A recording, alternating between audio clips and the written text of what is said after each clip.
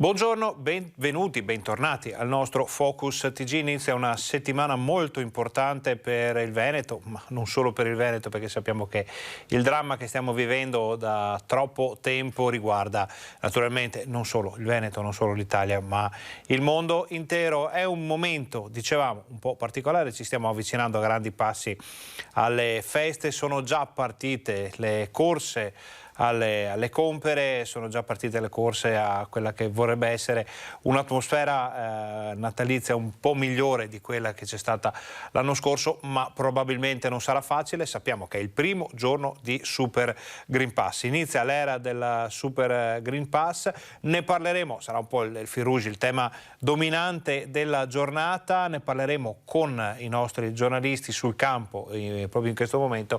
Ne parliamo prima di tutto con Valentina Visentin, che è in collegamento da Padova per aggiornarci sulle novità padovane di questa mattina. Mi pare che siamo in zona stazione, vero Valentina? Esattamente Ferdinando, siamo al capolinea di Bus Italia tra la zona stazione e lo so se vedete alle mie spalle, non vogliono farsi tanto riprendere, però ci sono alcuni di quelli che sono già conosciuti con il nome di verificatori, ovvero gli addetti di Bus Italia che da questa mattina stanno controllando che ci sia chi prenda l'autobus o la corriera abbia il Green Pass, perché appunto da oggi, come ben dicevi, scattano i controlli anche sui mezzi di trasporto.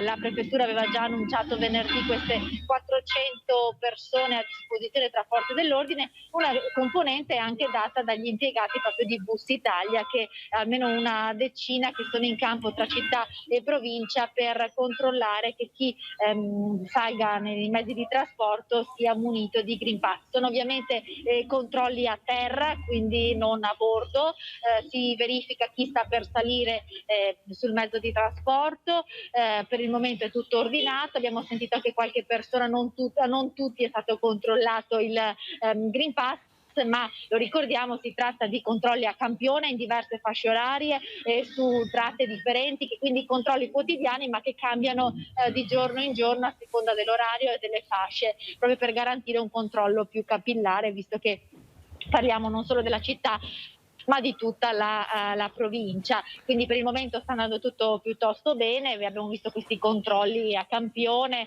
nessuno aveva problema a mostrare il telefonino con il Green Pass. Quindi questa è la zona stazione, quindi per noi è una zona cruciale perché qui arrivano non solo i treni ma anche qui arrivano le corriere da fuori provincia, quindi parliamo non solo di tratte urbane ma anche di tutta la mole di tratte extraurbane che arrivano quotidianamente in città. Valentina, ti chiedo, oltre al dato statistico, diciamo, del numero di controlli, qual è il polso della situazione? Che aria tira? C'è nervosismo? Le persone sono ben disposte? C'è qualcuno che invece proprio non ha intenzione di aderire a queste nuove regole?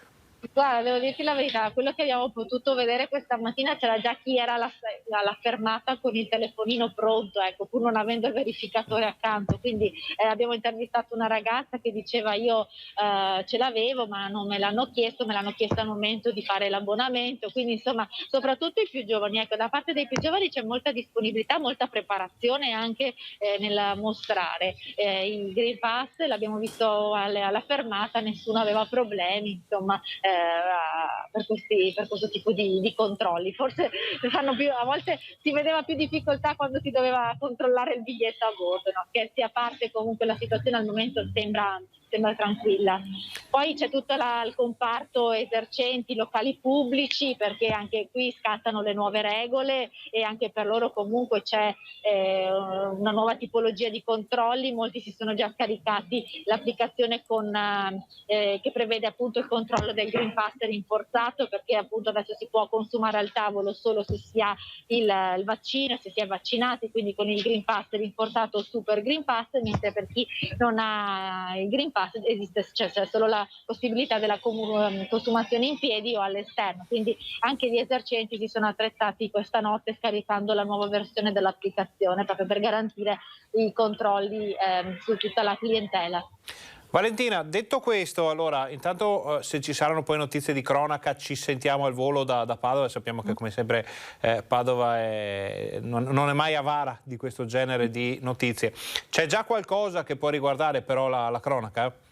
Allora, per la cronaca non tantissimo, c'è un dato sempre purtroppo per quanto c'è sul Covid, perché comunque la spinta del Super Green Pass ha fatto accelerare le vaccinazioni, e ti posso dire che nella giornata di domenica sono state quasi 4.000 le dosi somministrate da Padova e provincia negli hub vaccinali, quindi sono numeri davvero che fanno riflettere, proprio perché c'è stata una vera e propria corsa al vaccino in questi giorni. Ci sono meno contagi rispetto a questa settimana, ma sappiamo come ormai abbiamo imparato che nel fine settimana si processano meno tamponi, e quindi insomma è un dato un po' parziale quello che si ha sui dei 280 contagi in 24 ore, però il dato oggettivo è quello proprio della spinta sulla campagna vaccinale, con l'hub in fiera che Padiglione 6, che sta facendo veramente un lavoro enorme, e come lo ricorderemo anche nei prossimi giorni dovrebbe aprire di nuovo il Padiglione 8 gestito dall'azienda ospedaliera, proprio per sostenere la mole di terze dosi e di richieste di terze dosi. Molto bene, allora Valentina, intanto ancora grazie per queste informazioni. Naturalmente se ci sono novità da Padova, anche riguardanti i controlli, perché torneremo più volte nel corso di questa nostra informazione a parlare dei controlli che sono attualmente in corso, vediamo che passano i bus alle tue spalle, insomma Padova è sempre viva e vivace. Vedete, ovviamente. ecco, i verificatori, se riuscite a vederli, sono quelle due persone con la giacca blu di Bus Italia, Trenitalia, si mettono alla fermata, e quando arriva l'autobus controllano che tutti i passeggeri prima di salire abbiano il Green Pass. Molto bene, magari riusciamo a fare un secondo passaggio da qui alla fine del TG per fare un po' il punto anche di queste prime ore. Ci pare di capire, però questo possiamo dirlo, che tutto si stia svolgendo in modo molto ordinato, molto tranquillo, non c'è stato quella reazione scomposta che alcuni temevano. Sì, abbiamo trovato anche dei turisti spagnoli, giusto per dirti, anche loro muniti di Green Pass, anzi molto contenti di questo tipo di controllo. Molto bene, Valentina, grazie per questo collegamento, buon lavoro, buona giornata. Noi torniamo in studio, allora vediamo, dovremmo riuscire a contattare, infatti chiediamo alla regia mentre noi andiamo avanti con le notizie di giornata, di contattare la nostra Tiziana Bolognani a Belluno, perché c'è una notizia di cronaca che riguarda il bellunese, una notizia veramente drammatica. Buongiorno Tiziana, raccontaci l'accaduto. Ferdinando. Buongiorno Ferdinando, sì, questa mattina Lorenzago di Cadore, anzi per la verità è da ieri, ma si è svegliata letteralmente sotto shock. Che cosa è accaduto?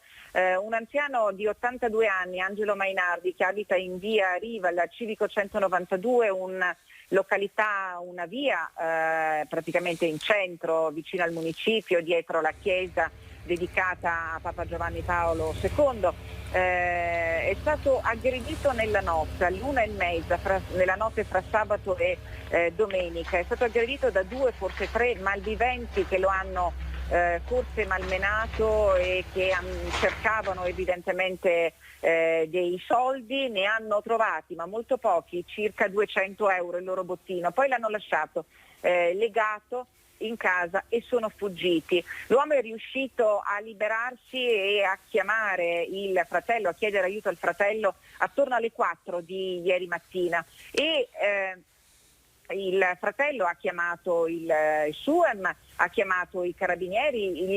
L'anziano è riuscito immediatamente anche a rendere piena testimonianza ai carabinieri sull'accaduto, e quindi a descrivere questi individui che si sono presentati con il volto coperto da un passamontagna, probabilmente parlavano in italiano, nel pomeriggio attorno alle 2:30, quando oramai sembrava che tutto si fosse risolto, l'uomo era evidentemente sotto shock, ma era stato visitato, non si era reso necessario un suo ricovero in ospedale. ti dicevo, attorno alle 2:30, dopo che la cognata gli aveva portato da mangiare, il fratello è andato a trovarlo per vedere come stava e l'ha trovato riverso a casa, privo di vita, e in questo momento l'ipotesi più probabile è che Angelo Mainardi sia morto in conseguenza dello stress patito durante la notte. Il suo corpo è stato portato all'obitorio di Belluno, dove verrà sottoposto agli accertamenti disposti dal magistrato di turno. La sua abitazione è sotto sequestro. Questa mattina ci sono i carabinieri del nucleo investigativo di Belluno per raccogliere qualsiasi elemento utile alle indagini, per cercare anche di capire. Non sappiamo se ci sono telecamere che possono aiutare gli investigatori a capire chi può aver agito a quell'ora in una sorta di arancia meccanica nel paese dedicato ai papi, nel paese di Papa Giovanni Paolo II, nel paese di Benedetto XVI, un paese che questa mattina si è svegliato letteralmente sotto shock. Sotto shock sono tutti i paesani che non si danno pace, non riescono a capire come possa essere accaduto un fatto del genere in un ambiente fiabesco. Oggi come dire, il panorama letteralmente imbiancato dalla neve che è caduta nel weekend ben vi fa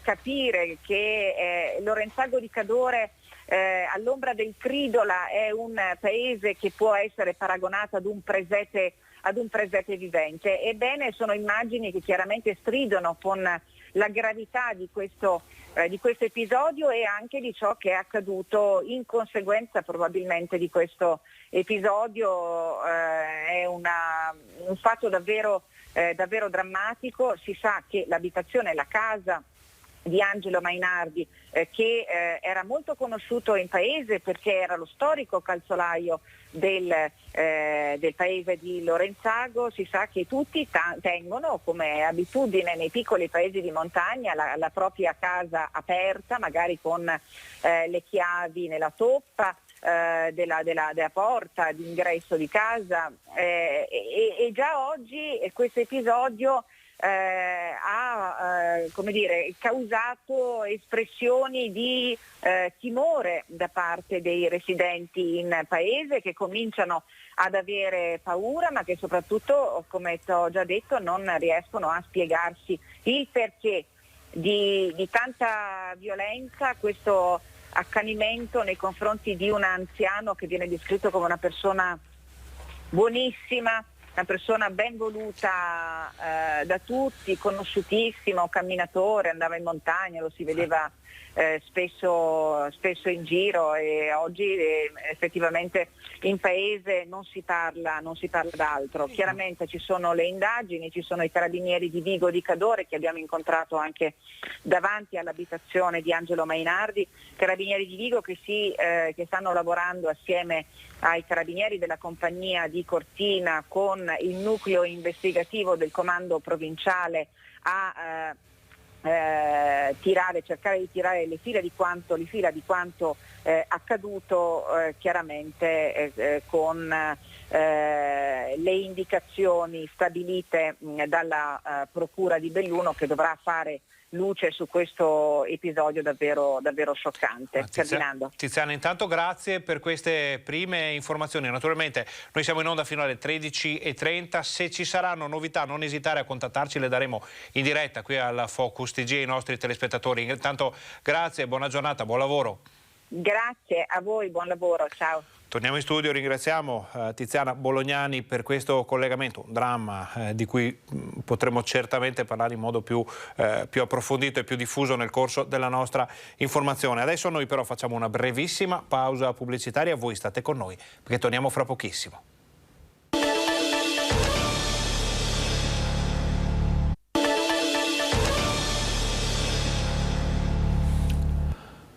Buongiorno, bentornati al Focus TG. Siamo in diretta anche oggi in onda per informarvi di quello che succede in Veneto. In Veneto succede che è arrivato il Super Green Pass, ce ne ha già parlato Valentina Visentin da Padova, mostrandoci le prime immagini al volo dei controllori del Super Green Pass per quanto riguarda il trasporto pubblico, ma sappiamo che il Super Green Pass poi lo vediamo magari in modo un po' più da vicino, ecco, per capire dove serve, dove non serve, quando serve soprattutto.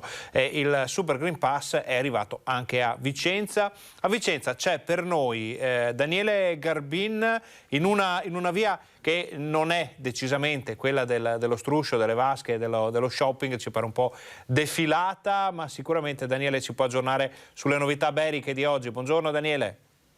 Sì, buongiorno Ferdinando, buongiorno ai telespettatori. Sì, ho approfittato perché è una via parallela a Corso Palladio, in realtà è a distanza di 20 metri da qui. Effettivamente è un posto comodo, ma è scelta più che altro per una questione di opportunità. C'era una conferenza stampa in municipio e quindi sono quasi praticamente uscito adesso da questa conferenza stampa di presentazione di un'iniziativa in ricordo di Paolo Rossi. Ecco, c'è questa volontà da parte dell'associazione dei tifosi, ma anche dell'amministrazione comunale stessa, per ricordare Paolo Rossi con una cartolina proprio a un anno dalla scomparsa, e quindi decidono di promuovere questa forma di ricordo da distribuire magari anche nei social con dei selfie, proprio per questo abbraccio virtuale. Una forma molto semplice ma efficace di un vicentino anche formale dopo che resta nel cuore anche a distanza di tanto tempo. Ecco, con l'occasione è stata anche questa di avvicinare il sindaco e di fare invece qualche domanda in più proprio sulla questione Tony Mabomba sul Green Pass, Super Green Pass e dei controlli, ecco, perché avevamo cercato di capire se era possibile avvicinare qualcuna delle pattuglie di polizia locale che l'amministrazione comunale dà a disposizione, mette a disposizione del coordinamento provinciale proprio per i controlli.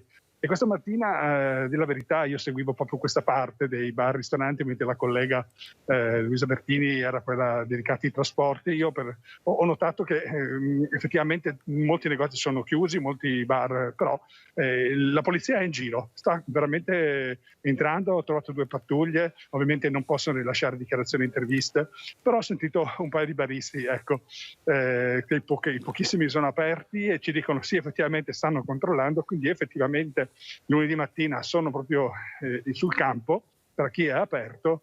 Per i baristi lamentano la questione impegno, per loro dicono controllare il Green Pass significa dedicare una persona a fare questo lavoro anche impegnativo, certo, noioso, però è la garanzia di poter tenere aperto adesso in vista del Natale, quindi è un dazio che in qualche modo torto collo però preferiscono pagare, e anche alla clientela, a loro dire, confessa che c'è anche questo aspetto. Daniele, però ti chiedo un'informazione così sì, al volo. Fra le varie categorie che rischiano un po' più di stress con questa introduzione del Super Green Pass, sembrava, almeno stando alle prime informazioni, esserci quella dei ristoratori, dei locali pubblici intesi non come bar, ma proprio come ristoranti, per tutta una serie di motivi che avrebbero portato, questo stiamo cercando di appurarlo, anche a molti annullamenti di pranzi, cene sotto le feste. Abbiamo già il polso di questa categoria? Allora, non questa mattina, per cui non so dirtelo, però la settimana scorsa avevo proprio fatto un giro proprio per verificare quello che stai dicendo. E le persone che abbiamo avvicinato, tra cui in centro e i ristoratori, e in effetti dicono che più che le disdette mancano proprio queste prenotazioni, mancano ancora.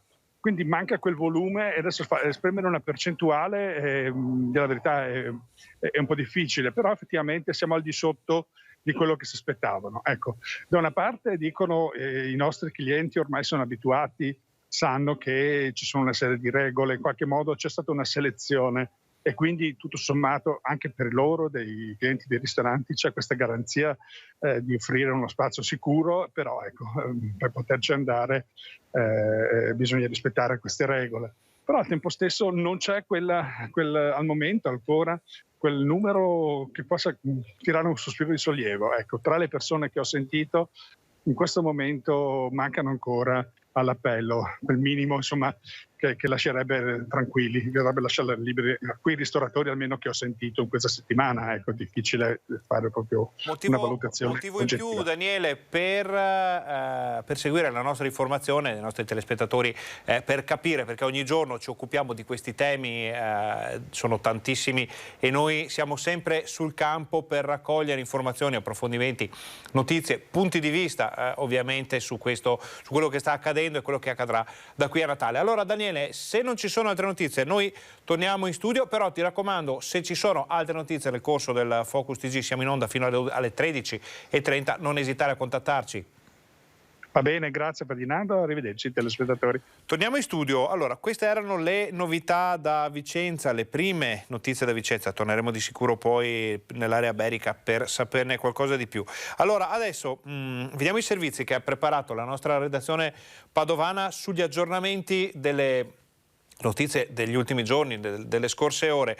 Allora, per quanto concerne l'incidente stradale con esito mortale avvenuto sulla Romea, c'è un arresto già. Vediamo il servizio.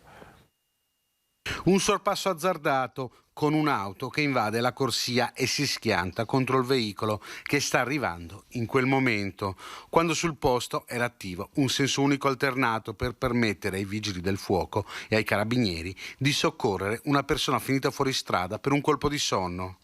Hanno perso la vita così poco dopo le 18 sulla strada 309 Romea all'altezza di Rosana di Codevigo Carlo Cavalieri, 51 anni, e la moglie Concetta Biliardi, 48 anni, originaria di Gela in Veneto per lavoro. Per i due non c'è stato nulla da fare. Alla guida dell'auto che ha causato l'incidente un 43enne di origine marchigiana residente a Spinea nel Veneziano. Ricostruita dai carabinieri di Piove di Sacco la dinamica dell'incidente, per lui è scattata l'accusa di omicidio stradale. L'uomo adesso si trova agli arresti domiciliari, un incidente che ripropone tutte le problematiche di una strada tra le più pericolose d'Italia. Rimaniamo a Padova e provincia. Vi ricorderete l'attacco hacker ai server dell'ULSS 6 Euganea, con problemi davvero notevoli per la sanità padovana per alcuni giorni. Ci sono degli aggiornamenti. L'attacco è scattato alle 3 esatte del 3 dicembre. Da quel momento un malware ha bloccato tutti i sistemi informativi dell'azienda ULSS 6.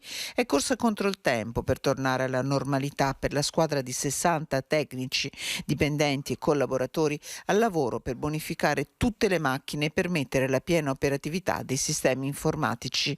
Nel frattempo, a parte punti tampone e centri vaccini, i disagi proseguono sia nei reparti ospedalieri sia nei presidi di medicina territoriale. Un attacco vile in un momento delicatissimo per la sanità padovana e di tutto il Veneto. Immediata è scattata un'indagine da parte della Polizia Postale coordinata dalla Direzione Distrettuale Antimafia di Venezia. Nel frattempo l'azienda ha avviato le comunicazioni al Garante per la protezione dei dati personali, operazioni che continueranno per più giorni, conferma l'azienda, che nel frattempo ringrazia per il supporto sia l'azienda Ospedale Università di Padova sia un privato accreditato.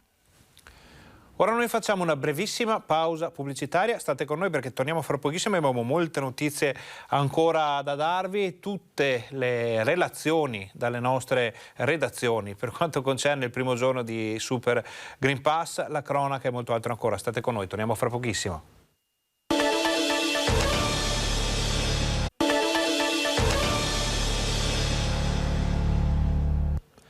Buongiorno, bentornati al nostro Focus TG. Siamo in diretta anche oggi in onda per informarvi di quello che sta succedendo in Veneto. Abbiamo già sentito alcune delle nostre redazioni per capire la reazione della nostra regione, dei veneti, ma non solo dei veneti, perché ci sono anche molti turisti in Veneto in questo momento. La prima reazione, dicevamo, al Super Green Pass, uno stress test notevole per il Super Green Pass arriva ovviamente da Venezia, dove si compenetrano il turismo, le attività veneziane, le attività amministrative, perché sappiamo insomma che a Venezia ci sono tantissimi uffici, la vita quotidiana dei veneziani e tanto altro ancora. Ce ne parla qualcuno che di Venezia si intende, ovvero Filippo Fois, che è per noi nel collo di bottiglia della città. Buongiorno Filippo.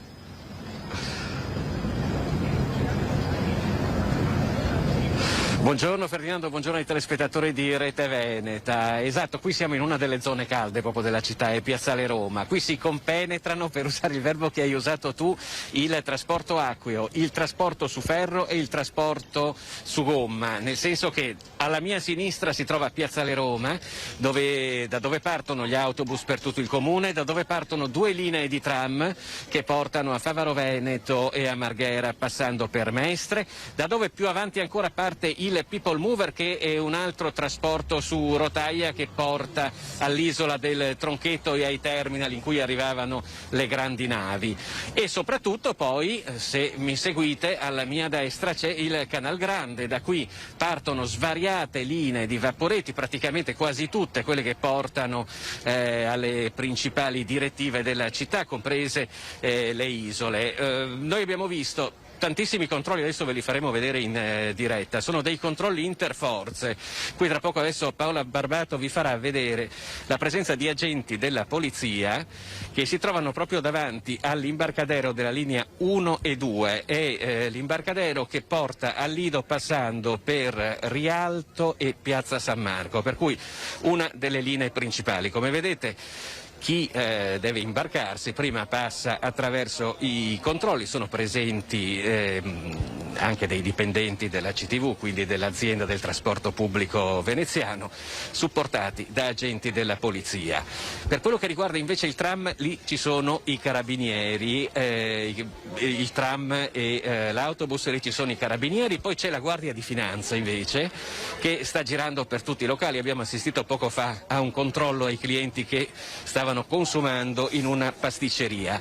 Questi controlli così serrati in questo momento si stanno svolgendo in 3 luoghi chiave del trasporto pubblico veneziano. Uno naturalmente questo è Piazzale Roma, l'altro è Piazzale Cialdini a Mestre, che è un po' il terminal principale del trasporto in terraferma. Siamo vicino a Piazza Bar, che è la fine di Corso del Popolo a Mestre, lì è un po' il crocevia degli autobus e del tram. Il terzo invece si sta svolgendo al Lido di Venezia, Santa Maria Elisabetta, tra l'imbarcadero di Santa Maria Elisabetta e il trasporto su autobus dell'isola del Lido, più un quarto che si è svolto alla Giudecca. Voi sapete che c'è il problema anche del fatto che senza mezzi pubblici non si possono raggiungere determinate località del comune, per cui per arrivare all'isola della Giudecca bisogna fare spola con il vaporetto, comunque con una barca non ci sono alternative. Ecco, durante i controlli alla Giudecca sono state trovate 5 persone che erano sprovviste di Green Pass e che quindi non si sono potute imbarcare. Per quello che riguarda tutto il resto dei controlli, siamo sulla dozzina. Al momento solo una dozzina di persone non avevano il Green Pass. Devo dire che poco fa abbiamo avvicinato una comitiva di francesi, i quali hanno esibito anche a noi il loro Green Pass. Il Green Pass francese è una forma un po' diversa rispetto alla nostra, però è valido anche quello per viaggiare qui da noi in Italia. Ferdinando. Filippo, hai vidimato il pass dei turisti, immaginiamo, ma l'aria che tira, volevamo capire il polso della situazione. A parte queste persone senza Green Pass, si svolge tutto in modo molto tranquillo o c'è stato qualche riottoso, qualcuno che naturalmente le opinioni sono sempre molte, qualcuno che dice no, io non lo voglio usare, non ve lo faccio vedere. Noi per ora non abbiamo avuto notizia di gente che si è... non abbiamo avuto notizie di persone che si siano lamentate. La situazione che vediamo è una situazione piuttosto fluida, soprattutto qui per quello che riguarda il vaporetto. Alla fin fine si tratta di un controllo rapidissimo come quello per i biglietti. Certo è che nei momenti di massima affluenza, soprattutto per quello che riguarda gli autobus, lì magari qualche coda si può formare. È chiaro che non possono essere proprio controllati tutti, in alcuni casi sono dei controlli a campione.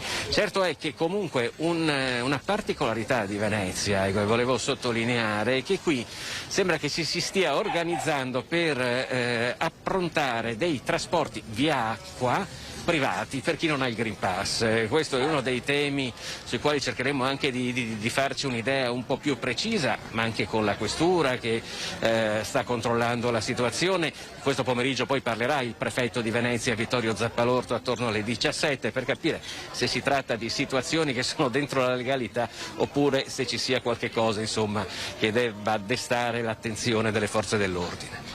Filippo, noi ti ringraziamo per questo collegamento. Ci piacerebbe parlare anche di San Nicolò. Sappiamo che oggi, 6 dicembre, si festeggia San Nicola, è uno dei santi che portano i doni in alcune parti soprattutto dell'Italia settentrionale, ma non solo. E la particolarità è che metà delle spoglie di questo San Nicolò sono a Venezia, ma ne parleremo poi nel corso magari della nostra informazione. Vi lasciamo ai vostri controlli, se qualcun altro vi chiederà di vidimargli il Green Pass, insomma. Anche perché guarda, ti posso dire, Ferdinando, metà sono a Venezia, metà sono a Bari e sono nella chiesa in cui venivano, quando si partiva per le crociate da Venezia, era la chiesa in cui si celebrava l'ultima messa prima che le truppe partissero per la Terra Santa, ma ne parleremo magari più diffusamente un'altra volta. Grazie Filippo, buon lavoro, buona giornata. Noi torniamo in studio. Avete visto la situazione anche a Venezia. Venezia ovviamente è un paradigma di quello che può succedere in questi giorni, soprattutto con i trasporti, perché come ci ha ricordato anche il nostro collega Filippo Fois, si compenetrano, c'è un collo di bottiglia dove arriva la gomma, il trasporto su gomma, il trasporto su rotaia, il trasporto pubblico e privato su gomma con parcheggico e anche il trasporto acqueo, perché a Venezia ovviamente ci si sposta sull'acqua, quindi ci sono delle difficoltà in più per chi vive e lavora o vuole visitare Venezia. Ce le ha raccontate molto bene il nostro collega. Allora, prima di andare in pubblicità, cominciamo a entrare nel tema di questo periodo, che naturalmente è legato al Covid. Sono arrivati in redazione i dati del coronavirus, dati dell'emergenza coronavirus di oggi, li vediamo con la regia di Fabio Verin e Alessandro Costacurta. Sono 1709 i nuovi contagi riscontrati con i tamponi delle scorse ore. C'è da dire, c'è da ricordare però che il lunedì, come sempre, i dati sono un po' più bassi, non sono del tutto attendibili, perché poi nei giorni successivi arrivano altre informazioni, vengono magari aggiornate su alcuni conteggi che non erano stati inseriti. 1709 è un dato decisamente più basso all'ultimo periodo, però sappiamo che forse può essere non del tutto veritiero. C'è da dire però che sono 39.238 le persone attualmente positive in Veneto. Il rischio concreto è che nel giro di un giorno, massimo 2, quindi per l'Immacolata, si arrivi ad avere almeno 40.000 persone positive in Veneto. Questo porta il numero delle positività da inizio pandemia a 532.291. Abbiamo superato purtroppo anche la soglia delle 12.000 persone che hanno perso la vita a causa del Covid. Siamo a 12.005 dall'inizio dell'emergenza. Scendiamo nella seconda parte di questa tabella, che come sempre si compone di due settori abbastanza distinti fra loro. Da una parte c'è l'emergenza, ci sono i dati, c'è la diffusione, dall'altra c'è la situazione della sanità veneta. Vedete che ci sono due colonne: da una parte come sempre i ricoverati in area non critica, dall'altra le terapie intensive. Ed ecco la situazione complessiva in questo momento. Anche qui ci sono numeri che danno qualche pensiero certamente a chi gestisce la sanità in Veneto, perché sono ormai 700, cifra tonda, le persone ricoverate in area non critica. È un numero piuttosto alto rispetto a quello che eravamo abituati a vedere. Di queste 638 sono ancora positivi, anche questo è un numero comunque alto per la media di questi giorni. Sono 62 le persone ricoverate in area non critica ma negativizzate. La terapia intensiva regge in questa fase l'urto, la spallata del Covid, perché ci sono 122 persone ricoverate, di cui 117 ancora positive, 5 che si sono negativizzate nel frattempo. Le differenze con ieri sono 41 ricoveri più in area non critica, è un numero decisamente alto, un bilancio negativo di una unità in terapia intensiva e purtroppo ci sono da segnalare anche 2 decessi. Questi sono i dati del Covid, li commenteremo poi nel corso della giornata. Stiamo cercando di raggiungere il governatore Luca Zaio, l'assessore Lanzarin, per capire questa fase particolare dell'emergenza, a cosa ci porterà e se ci saranno cambiamenti nell'immediato oppure se possiamo tirare per ora un sospiro di sollievo. Ora noi facciamo un'altra breve pausa pubblicitaria e voi state con noi perché torniamo fra pochissimo.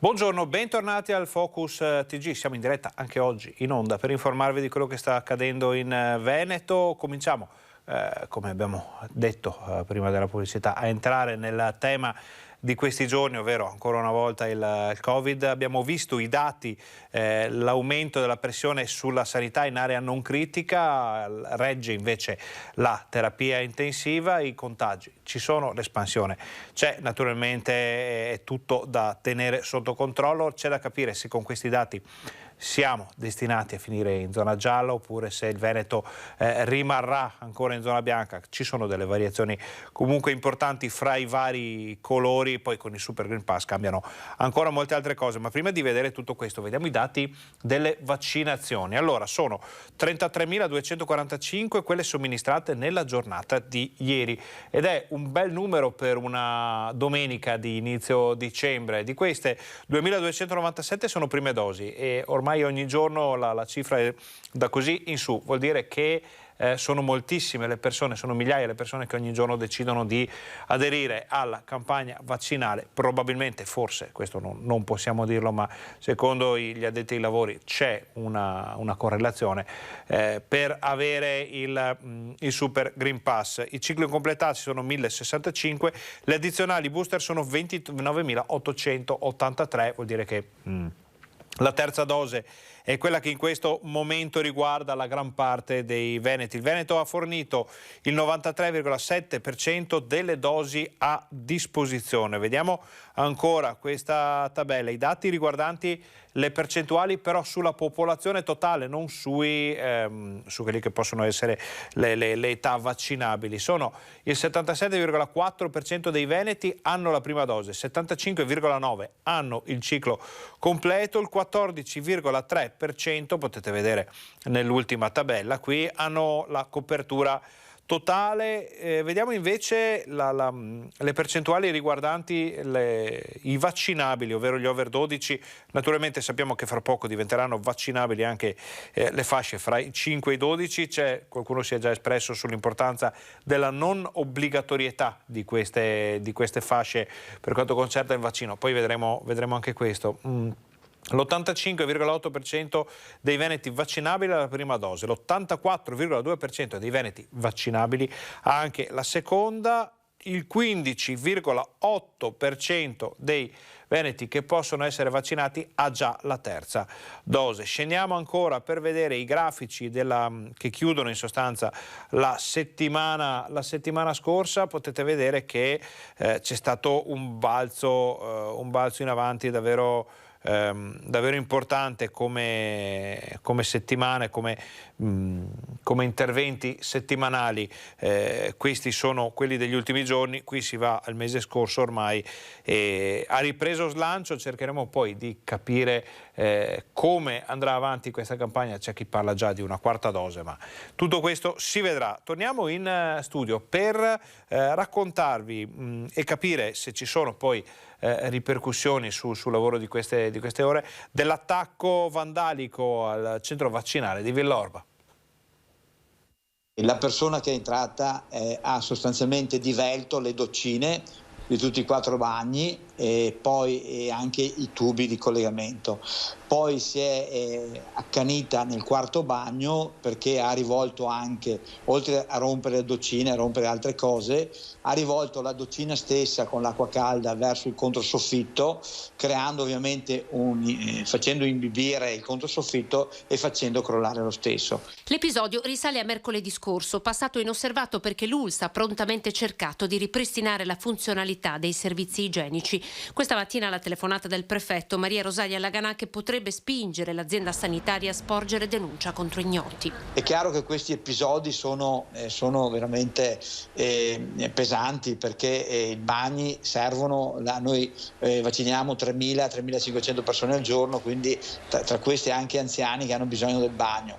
Rompere i bagni e portarli fuori uso è un danno poi che si fa a tutta la comunità. Metteremo lunedì questo, con i nostri tecnici, metteremo una telecamera rivolta verso le entrate dei bagni. Una battaglia che si sta combattendo da mesi contro chi continua a professare la propria contrarietà ai vaccini. Oltre alle minacce di cui da tempo è oggetto il direttore, Benazzi riferisce anche di disturbatori che in questi giorni avrebbero cercato di rallentare il lavoro degli operatori sanitari. L'accesso libero ai centri vaccinali è possibile senza prenotazione, ad esempio per le prime dosi. Un fronte, almeno quello delle prime dosi, che sta dando però i suoi frutti, con un record di inoculazioni proprio per Treviso. Oggi abbiamo fatto 8.012 vaccinazioni. Quello che è importante è che abbiamo fatto oltre 6.657 seconde dosi, 713 prime dosi. Ciò significa che ogni giorno si implementa sempre di più. Eravamo partiti a 200, oggi siamo a 700. Mi auguro che supereremo i 1.000, vuol dire che tanta gente si sta convincendo a vaccinarsi. Un effetto certo anche del debutto del Super Green Pass di domani. Per implementare ancora di più la capacità vaccinale dell'azienda sanitaria, la prossima settimana l'ULSS aprirà un nuovo punto vaccini. Nel Coneglianese, che è l'area dove appunto c'è ancora bisogno di potenziare. 6 medici, 3 infermieri, 3 assistenti sanitari intanto arriveranno il 9 dicembre a Treviso. È il rinforzo inviato per provincia dal generale Figliuolo, che però il direttore Benazzi ammette essere soltanto una goccia nel mare. Una goccia nel mare, come si suol dire, perché noi stiamo mettendo in campo più di 150 persone. Noi da lunedì avremo 90 persone che fanno il tracciamento, perché noi come minimo ogni giorno dobbiamo tracciare tra i 1.100 e 1.500 persone. Per snellire la pressione ad Ormelle al centro tamponi, martedì intanto aprirà il Melody. Su questo tema, sul tema dell'attacco vandalico al centro di Villa Orba, si è espresso anche l'assessore regionale Roberto Marcato. Sentite cosa ha detto. Sono dei criminali e quindi qui vanno trattati come criminali e vanno messi in carcere, e poi ci deve essere l'aggravante stupidità, perché quando ci sono criminali che sono intelligenti, qui ci sono criminali stupidi, quindi c'è l'aggravante stupidità, e poi c'è l'aggravante pandemica, per cui quando tu fai una cosa del genere e vai a interrompere un servizio essenziale come quello del vaccino, ci deve essere un ulteriore aggravante, quindi ci sono 2 aggravanti e un reato. Credo che queste persone dovrebbero passare qualche bella settimana in carcere e che passa a voglia di fare i cretini nei centri vaccinali. Cambiamo tema, rimaniamo in argomento naturalmente, ma parliamo delle scuole, perché l'ULSS 8 ha deciso di potenziare il servizio per i tracciamenti scolastici. Si riorganizza il contact tracing per garantire a bambini e ragazzi la didattica in presenza negli uffici dell'ULSS 8 Berica, che mette in campo un nucleo Covid scuole potenziato in questi giorni. Abbiamo riorganizzato il nucleo Covid scuole, la parte scuole del nucleo Covid destinata al tracciamento.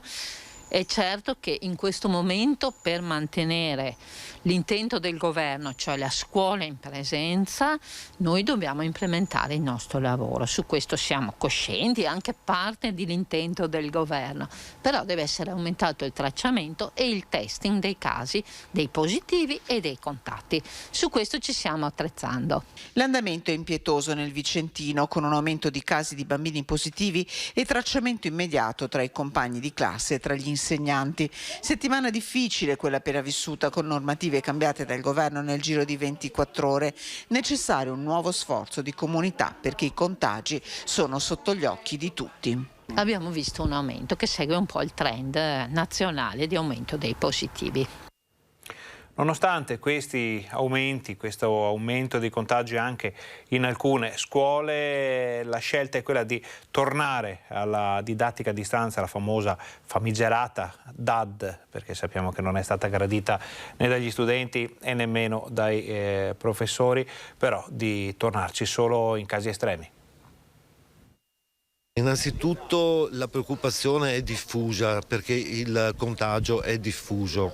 Non dobbiamo nasconderci una realtà che la scuola è toccata da questa ondata, ma nello stesso tempo è attrezzata. Il provveditore di Vicenza ostenta ottimismo nonostante l'imbarazzante esito in settimana dell'ultima circolare congiunta dei Ministeri della Sanità e dell'Istruzione, stoppata nel giro di 24 ore dall'intervento d'imperio del Presidente del Consiglio Draghi.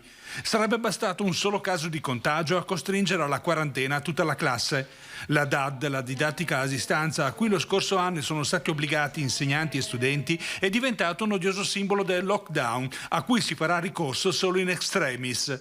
Era stato il rapido aumento generalizzato dei nuovi casi di contagio avvenuti proprio da soggetti in età scolare a convincere sull'urgenza di bloccare precocemente qualsiasi potenziale focolaio. Ad intervenire avrebbe potuto essere lo stesso dirigente scolastico che, venuto a conoscenza di un primo contagiato, sarebbe stato autorizzato a disporre la DAD per l'intero gruppo per 10 giorni. Il sollievo di molti tra genitori e studenti che sperano in un miglioramento delle misure di tracciamento e testing assicurati dal generale Figliuolo. A differenza dello scorso anno, le scuole sanno cosa devono fare, le nuove regole ministeriali, quelli che danno anche indicazioni diverse sul mettere in didattica a distanza le classi soltanto quindi con 3 casi accertati, stanno portando anche ad una effettiva realizzazione di quello che diventa difficile, che è il controllo dei tamponi o altro da parte dei SISP delle 2 nostre ASL, ma ci arriviamo. L'obiettivo è quello di fare un Natale in presenza e un 2022 sicuramente in presenza. Sulla didattica a distanza abbiamo anche sentito le opinioni, i pareri dei cittadini. Sentite che cosa ci hanno detto. Niente più DAD, per carità, piuttosto a casa solo chi si contagia. I vicentini che hanno a cuore il mondo della scuola hanno anche in parte comprensione per le difficili scelte che deve prendere chi governa, ma sulla didattica a distanza sono molto chiari. È molto facile saper criticare senza poter governare. I bambini sono un bene estremo della nostra nazione e del mondo, quindi vanno salvaguardati a tutti i costi. Anche una decisione estrema, se è utile per salvare il bambino nella sua crescita, ben venga. Non lo so, le lezioni in DAD credo che non siano il massimo, l'eccelso, perché comunque impedisce il contatto tra le persone, che è l'impedimento necessario per evitare l'andare avanti del virus, però da un punto di vista umano, anche di contatto con gli insegnanti, non va. Da un punto di vista di impedimento del virus, forse sì. E sulla tutela dei ragazzi nella scuola è assolutamente fondamentale e prioritaria rispetto a tutto, che forse è la categoria meno tutelata. Quella però della DAD, secondo me, e parlo per esperienza personale, non è stata una bella esperienza, perché secondo me non siamo ancora strutturati e attrezzati per fare una didattica a distanza che sia realmente efficace e seria. Se il contagio è di un alunno, la scuola deve continuare il suo corso, cioè bisogna che si eviti il più possibile la didattica a distanza. Ha fatto solo danni, secondo me. Purtroppo il virus continua a cambiare da un momento all'altro ed è un po' difficile anche, penso, di legiferare. Vanno avanti anche loro a tentativi. Io capisco che questa è una storia, è una situazione che ci è capitata e non è facile da gestire, ma viva Dio, mi sembra che sia passati 2 anni ormai, no? Ecco, chi di competenza dovrebbe fare in modo che lei non mi faccia questa intervista. Invece di interviste ne faremo ancora tante, ne parleremo di sicuro anche di questo tema della DAD nei prossimi telegiornali da qui alla fine di questo dramma che stiamo vivendo da troppo tempo ormai. Adesso noi facciamo l'ultima pausa pubblicitaria, voi state con noi perché torniamo fra pochissimo, siamo in onda fino alle 13:30.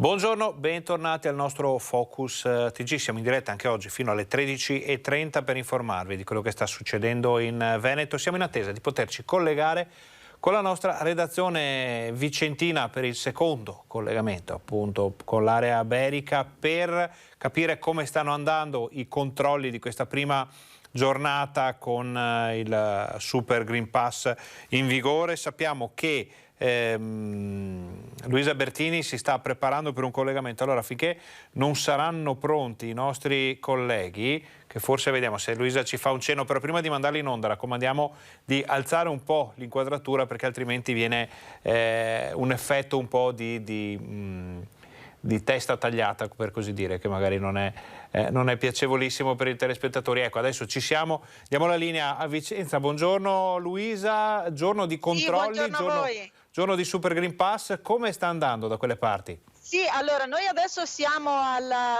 stazione delle Corriere e in questo momento c'è un dispositivo, uno schieramento di controlli notevole tra gli steward con le pettorine arancioni, che non so se riuscite a vedere alle mie spalle, ma che stanno passando un po' al setaccio tutti i ragazzi, gli studenti che appunto si spostano in corriera. Abbiamo sentito anche loro, studenti e persone che comunque prendono l'autobus, e c'è ancora un po' di confusione, un po' di incertezza su chi può salire, che tipo di Green Pass, se sia il tampone, che tipo di tampone. E quindi diciamo che all'interno del nostro TG di stasera tenteremo anche di fare chiarezza su questo, su chi può salire di fatto e in che modo sarà predisposto il dispositivo di controlli. Al momento qui sembra tutto tranquillo, appunto super sorvegliato, perché abbiamo uomini della polizia locale, uomini della questura, oltre che appunto gli steward. Mattinata che procede in vari sensi. Prima avete sentito anche il collega che sondava un po' la situazione di quello che è il centro, e quindi anche lì bar, ristoratori, e ha intercettato anche il sindaco Francesco Rucco, che ha dato sicuramente un primo imprinting di quella che è stata la giornata. Luisa, ma indipendentemente poi dalle faccende logistiche, dai dettagli che sono comunque importanti, il polso qual è? Ci sono le persone, i viaggiatori in questo caso, gli studenti, come stanno reagendo? Si svolge tutto tranquillamente o c'è sempre qualcuno che dice no, io non ci sto, non voglio usarlo, mi arrangio in un altro modo? Che cosa accade? Al momento la situazione sembra tutto sommato tranquilla. Erano preparati all'evento appunto perché se ne parla da tempo, quindi problemi, cioè, almeno al momento non abbiamo avuto riscontro di problematiche. Poi ovviamente la provincia è anche vasta, quindi ve ne daremo conto poi più avanti. Tutto può succedere, ma naturalmente tutto lo vediamo stasera nella TG Vicenza, TG Bassano, TG Vicenza di questa sera, con tutti gli aggiornamenti su questo primo giorno per ora, ma non bisogna mai, come si suol dire, vendere la pelle dell'orso troppo presto. Primo giorno che per ora sta andando decisamente bene. Grazie Luisa, buon lavoro, buona giornata. Grazie a voi, buon lavoro. Noi torniamo in studio. Allora, chiudiamo per qualche minuto il tema coronavirus, Super Green Pass, emergenza, poi ci torniamo sopra se ci saranno altre notizie dal territorio. Vediamo invece la situazione dei centri trasfusionali, parliamo di sanità, mancano medici e i centri sono costretti a chiudere. I nostri primari dei centri trasfusionali stanno facendo anche loro salti mortali per garantire quegli orari aperti. Chiaro è che in questo momento nelle varie realtà anche venete ci sono delle chiusure dovute alla mancanza di medici, e questo penalizza un po' la donazione. Lo sappiamo che stanno chiudendo sia Treviso che Padova, Venezia, in tutte le province si stanno chiudendo a giorni alterni in maniera tale di garantire perlomeno in quei giorni la presenza di un medico. I volontari ci sono, la disponibilità di sangue dunque anche, manca però chi possa prelevarlo. Avis Veneto ha annunciato che in questi giorni vari centri trasfusionali, tra i quali quello di Treviso, hanno dovuto aprire a giorni alterni per far fronte alla mancanza di medici e infermieri ormai diventata strutturale. Sabato e domenica sono i giorni prediletti dai volontari per la donazione, ma per ovviare a questa carenza in extremis Avis sta chiedendo anche l'allungamento dell'orario adibito al prelievo. In modo tale da dare la possibilità con lo stesso medici di fare più ore in maniera di allungare un po' l'orario della giornata per poter donare. Solo per gestire i pazienti affetti da emofilia e talassemia, racconta Pradal, servono 8.000 sacchi al giorno.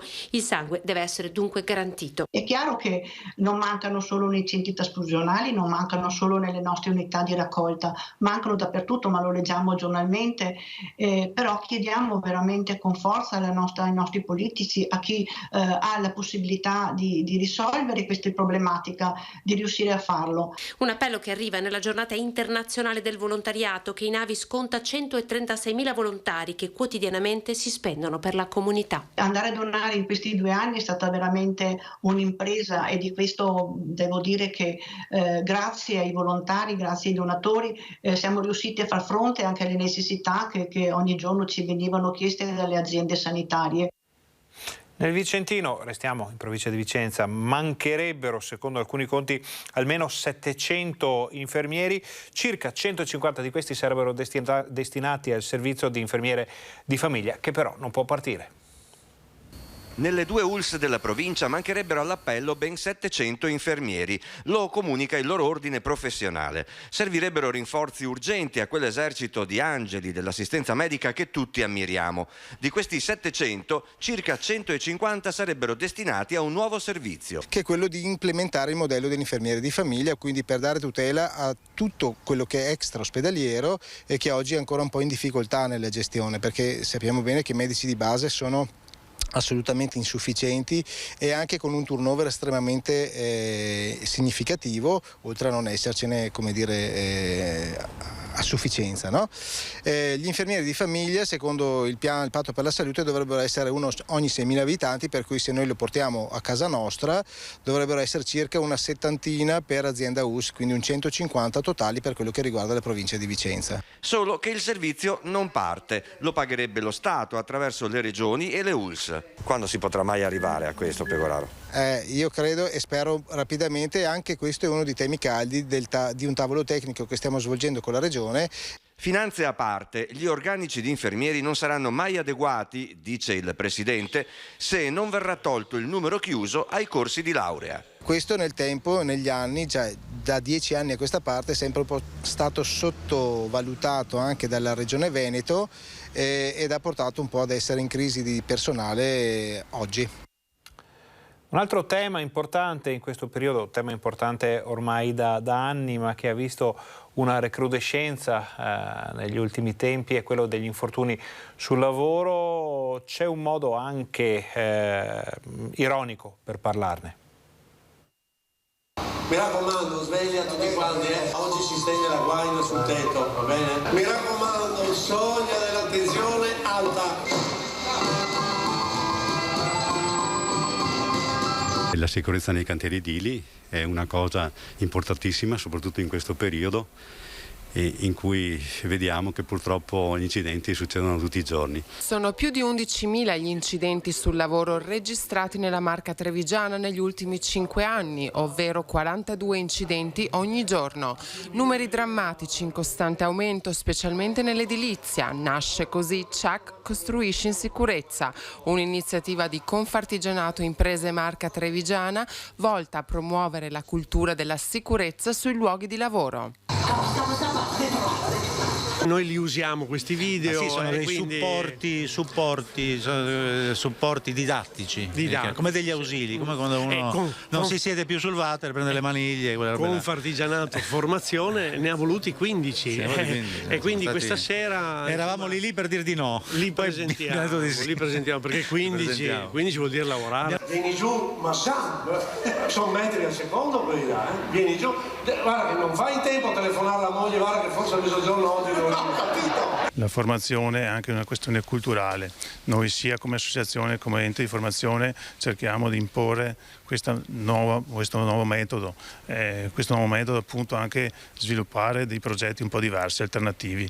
Il nuovo percorso formativo di Confartigianato si avvale di 15 video che con l'ironia e la sagacia del duo comico Papu esplorano le molteplici sfaccettature della sicurezza. Ci siamo informati, siamo stati coinvolti. Ci hanno informato. Abbiamo usato la pala, il picco, abbiamo le ruspe, siamo riusciti. No, perché l'edilizia insieme all'agricoltura è uno dei campi più, è il caso di dire campi più massacrati dagli incidenti. Gli infortuni, purtroppo la provincia di Treviso è quella che ha il primato negativo in assoluto in Italia. Però è anche vero che in percentuale l'attività che si fa su questa provincia è parecchia. Grazie Ramiro, grazie a voi per l'attenzione. Il sasso tu l'hai lanciato. Sì, è che ho usato la sinistra, non so dove sia finito. Cambiamo decisamente argomento, andiamo in provincia di Vicenza dove c'è un lago, il lago di Fimon, molto amato, molto importante anche sotto il profilo ambientale, che però rischia di morire. La vicenda arriva in regione. Il lago di Fimon è sicuramente intanto una risorsa ambientale preziosissima, può diventare anche una fonte di sviluppo turistico. Certo è che non può essere lasciata la sua gestione sulle spalle del comune di Arcugnano, che è del tutto inadeguato. Il consigliere regionale vicentino Stefano Giacomin ha particolarmente a cuore le sorti del lago di Fimon. Preoccupato per il risultato dello studio condotto dall'Università di Parma, che prevede nell'arco dei prossimi 30 anni la trasformazione in palude dell'antico specchio d'acqua, quest'estate ha presentato una mozione che recentemente è stata approvata all'unanimità. Obiettivo: radunare il massimo consenso tra gli enti per avviare un percorso di studio e progettazione per assicurare un futuro al lago così come oggi lo conosciamo. C'è stato un incontro anche con l'assessore Bottaccin e di conseguenza passare dalla competenza della difesa del suolo alla competenza assessorato all'ambiente può cambiare l'accento e di conseguenza l'attenzione sul tema. Altrettanto importante è la questione finanziamenti. Noi sappiamo che la Regione destina un bel gruzzolo alla provincia sulla difesa del suolo, che però molto spesso le emergenze assorbono completamente e per il lago di Fimon rimangono pochi spicci. Ci auguriamo che se passa sotto l'assessorato all'ambiente queste somme si vadano a incrementare anche in prospettiva di nuovi finanziamenti europei proprio sull'ambiente. Resta da chiarire la questione delle competenze attualmente in capo alla provincia per l'ordinaria gestione, ma potrebbe non essere l'unica soluzione in vista di un conferimento di responsabilità più ampio. O troviamo il sistema di radicare questo rapporto con la provincia di Vicenza in maniera continuativa, o pensiamo a un soggetto terzo. Questo è il senso della mozione che manda la palla alla giunta regionale in modo che approfondisca il tema. So che in Regione Veneto ci sono degli esempi gestiti da Veneto direttamente, per esempio l'Oasi di Camello, Bosco Nordio, che hanno avuto dei risultati estremamente positivi, per cui qualora la provincia non si dimostrasse essere organo idoneo a questo, possiamo vedere quali siano altri soggetti idonei a fare questo lavoro. Ora andiamo a Bassano, dove ieri è stata deposta una corona d'alloro nel Tempio Ossario. Ricordiamo il Tempio Ossario di Bassano, un monumento alla memoria che noi di Rete Veneta abbiamo tenuto e teniamo sempre in grande considerazione. Ci siamo spesi più volte per la riapertura, per una maggiore attenzione da parte delle autorità. Il Tempio Ossario che è rimasto chiuso un po' per lavori, un po' per Covid, un po' per altre necessità. Serviranno fondi importanti e noi saremo sempre lì per vigilare che questa struttura resti aperta, resti sempre così com'è, anzi un po' migliorata magari nelle sue varie parti. Ieri però c'è stata un'importante cerimonia.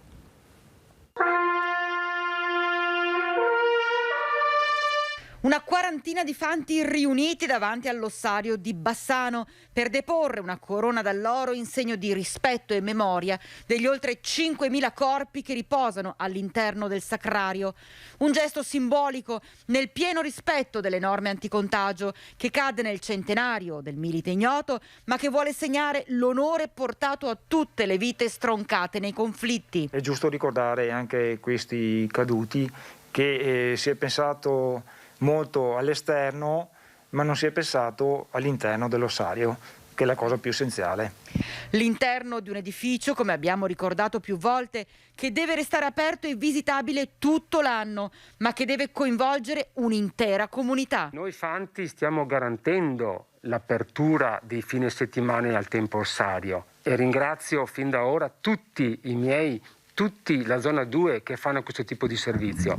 Però, come detto anche in altre circostanze, mi piacerebbe dire che il Tempio Ossario, che ospita vite purtroppo militari ma anche civili, deve essere considerato patrimonio culturale, storico, valoriale di una città, di un territorio. E quindi di questo Tempio Ossario dovremmo ricordarcene tutti i giorni. Dovremmo cominciare con le scuole, con le nuove generazioni, con la comunità civile, renderla partecipe e dare anche quella disponibilità nelle aperture, perché crediamo fermamente e convintamente che sia patrimonio e responsabilità di tutti. Voltiamo pagina ancora una volta, parliamo della stagione invernale, della stagione sciistica e turistica per il Veneto, importantissima visto quello che è successo l'anno scorso, pochi mesi fa, ricorderete, quando gli impianti sono stati chiusi, stoppati dalla normativa nazionale a poche ore dall'apertura di quello che poteva essere un periodo comunque di lavoro. Sappiamo che di neve ne è scesa tanta nell'inverno scorso e le avvisaglie per una buona stagione ci sono tutte. In alcune zone, parliamo in questo caso dell'altopiano dei 7 comuni, in alcune zone gli impianti funzionano già, qualcun altro, noi siamo andati a vedere alle Mellette di Gallio, aprirà mercoledì in occasione dell'Immacolata. Ecco come. La neve c'è, come potete vedere, il freddo c'è, come possiamo sentire, e tutto è pronto per la stagione sciistica anche nell'altopiano dei 7 comuni. Qui alle Mellette la situazione è perfetta per l'inizio di un'annata, di una stagione che deve segnare la ripresa di tutto l'altopiano. Noi ci stiamo attrezzando, ci stiamo preparando già per l'8 di dicembre per una apertura in grande stile, con la speranza appunto che questo sport che si fa all'aperto, e lo diciamo ancora una volta, all'aperto senza alcun rischio, veda una propria luce e non ancora una volta una chiusura totale. I turisti si sono fatti vivi assieme ai primi fiocchi e le aspettative per i prossimi giorni sono davvero importanti in altopiano. L'affluenza che ci aspettiamo sicuramente è importante perché l'abbiamo già vista in questi ultimi weekend sull'altopiano. Con la neve poi che è arrivata, che si è fatta vedere, questa Dama Bianca ha sicuramente attirato ancora una volta molti turisti, soprattutto vicentini e veneti. Quindi ci aspettiamo veramente un afflusso importante, un afflusso che però, ripeto,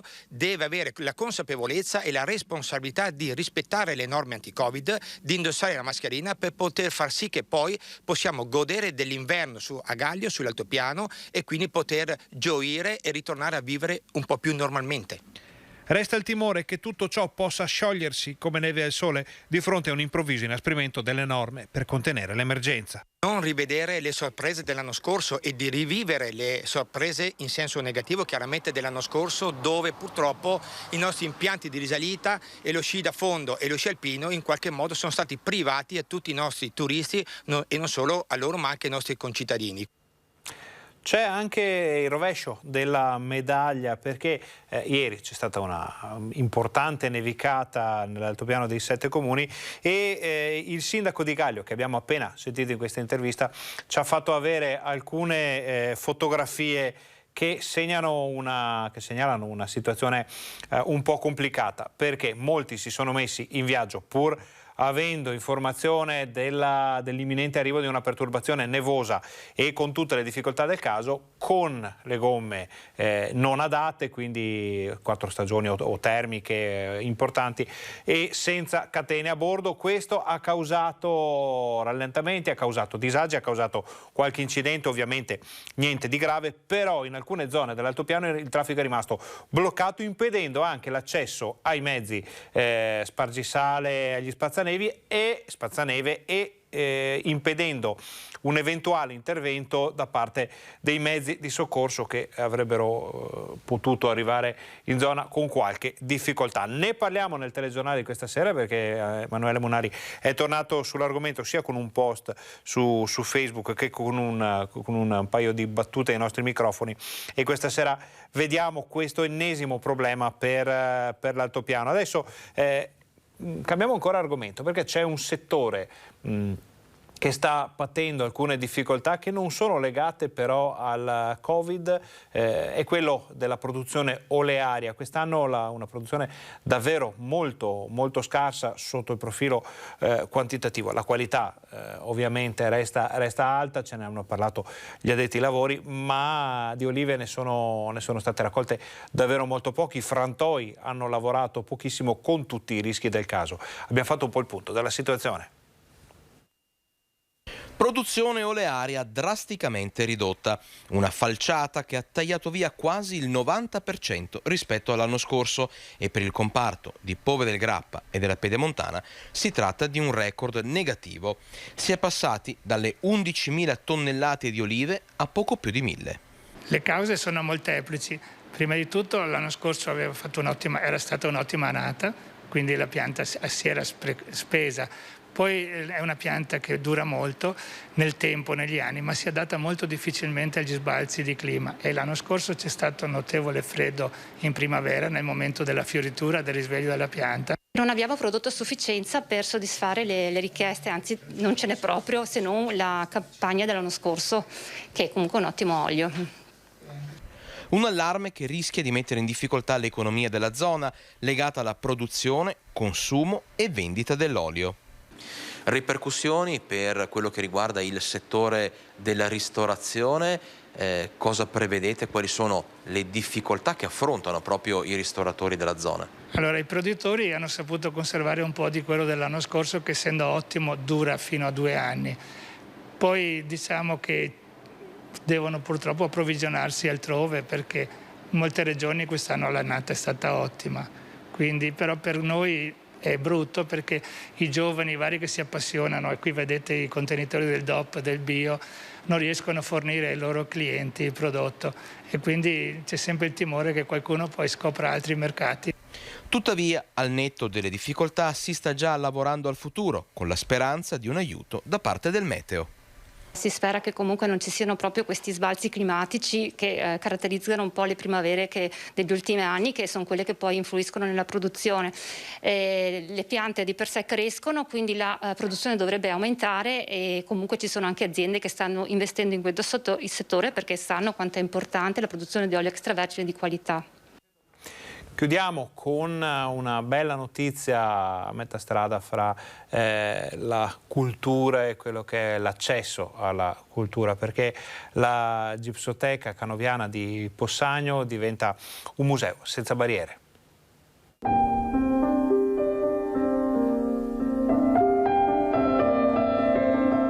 Il nostro è un progetto molto ambizioso, rivolto a quello che è il miglioramento dell'accessibilità museale qui in museo. Per accessibilità intendiamo rivolgerlo sia alle famiglie che alle persone con disabilità, però accessibilità in senso lato, quindi anche un'accessibilità culturale. Questo sottolinea il ruolo del museo non solo come luogo di cultura, luogo volto alla tutela, alla conservazione, alla valorizzazione del nostro patrimonio, ma anche il ruolo sociale che deve avere il museo rivolto appunto alla società. Al via alla Gipsoteca Canoviana di Possagno un progetto mirato all'inclusione.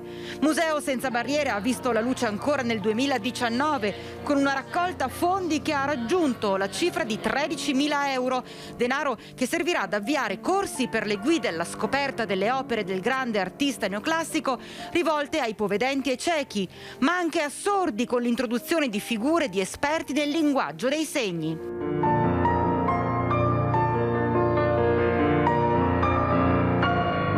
Ancora aperture straordinarie rivolte a precise cerchie di persone con determinate problematiche, ma anche attenzione alle famiglie pure sotto l'aspetto economico, con agevolazioni a chi si trova in ristrettezze.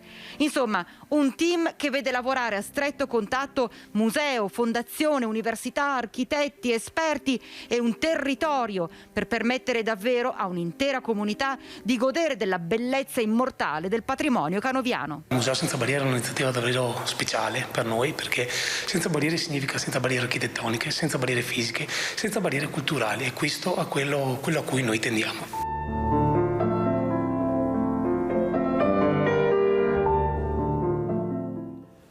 Questa era l'ultima notizia del nostro Focus TG che abbiamo aperto con le novità riguardanti il Super Green Pass. Ne parleremo sicuramente da qui a Natale in modo molto più diffuso, però siamo andati a vedere come è iniziato questo periodo con importanti variazioni per la vita di ogni giorno, per i trasporti. Siamo andati a Bassano, ne parliamo poi stasera nel nostro TG Bassano, ma siamo andati a Venezia, abbiamo parlato con Padova, Vicenza, abbiamo capito che è iniziata in modo non troppo traumatico, poi tutto può succedere. Per vedere che cosa succederà poi nel seguito della giornata vi invitiamo a seguire TG Bassano, TG Vicenza di questa sera. Noi ringraziamo Fabio Verine e Alessandro Costacurta per la regia, ringraziamo tutti i nostri colleghi, tutti i tecnici che ci hanno permesso di portare nelle vostre case le ultime notizie dal Veneto nel Focus TG. Ringraziamo voi per essere stati con noi questa ora e mezza di informazione e vi auguriamo un buon pomeriggio.